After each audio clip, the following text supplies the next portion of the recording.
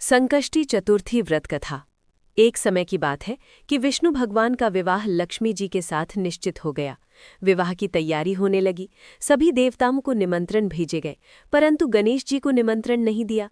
कारण जो भी रहा हो, अब भगवान विष्णु की बारात जाने का समय आ गया। सभी देवता अपनी पत्नियों के साथ विवाह समारोह में आए।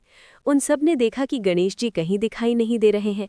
तब वे आपस में चर्चा करने लगे कि क्या गणेश जी को न्योता नहीं गया है या स्वयं गणेश जी ही नहीं आए हैं।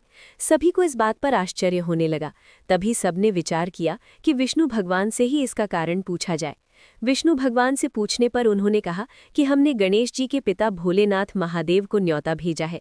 यदि गणेश जी अपने पिता के साथ आना चाहते तो आ जाते, अलग से न्योता देने की कोई आवश्यकता भी नहीं थी। दूसरी बात यह है कि उनको 1.25 मन मूंग, 1.25 मन चावल, 1.25 मन घी और 1.25 मन लड्डू का भोजन दिन भर में चाहिए। यदि गणेश जी नहीं आएंगे तो कोई बात नहीं, दूसरे के घर जाकर इतना सारा खाना पीना अच्छा भी नहीं लगता। इतनी वार्ता कर ही रहे थे कि किसी एक ने सुझाव दिया, यदि गणेश जी आ भी जाएं तो उनको द्वारपाल बनाकर बैठा देंगे कि आप घर की याद रखना, आप तो चूहे पर बैठकर धीरे धीरे चलोगे तो बारात से बहुत पीछे रह जाओगे। ये सुझाव भी सबको पसंद आ गया, तो विष्णु भगवान ने भी अपनी सहमति दे दी। होना क्या था कि इतने में गणेश जी वहां आ पहुंचे और उन्हें समझा बुझाकर घर की रखवाली करने बैठा दिया। बारात चल दी।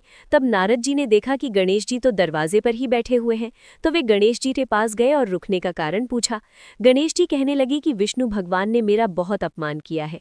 नारद जी ने कहा कि आप अपनी मूषक सेना को आगे भेज दें तो वो रास्ता खोद देगी, जिससे उनके वाहन धरती में धंस जाएंगे, तब आपको सम्मानपूर्वक बुलाना पड़ेगा। अब तो गणेश जी ने अपनी मूषक सेना जल्दी से आगे भेज दी और सेना ने जमीन पोली कर दी। जब बारात वहां से निकली तो रथों के पहिए धरती में धंस गए। लाख कोशिश करें परंतु पहिए नहीं निकले। सभी ने अपने अपने उपाय किए परंतु पहिए तो नहीं निकले, बल्कि जगह जगह से टूट गए। किसी की समझ में नहीं आ रहा था कि अब क्या किया जाए। तब तो नारद जी ने कहा कि आप लोगों ने गणेश जी का अपमान करके अच्छा नहीं किया। यदि उन्हें मनाकर लाया जाए तो आपका कार्य सिद्ध हो सकता है और ये संकट टल सकता है। भगवान शंकर ने अपने दूत नंदी को भेजा और वे गणेश जी को लेकर आए। गणेश जी का आदर सम्मान के साथ पूजन किया, तब कहीं रथ के पहिए निकले।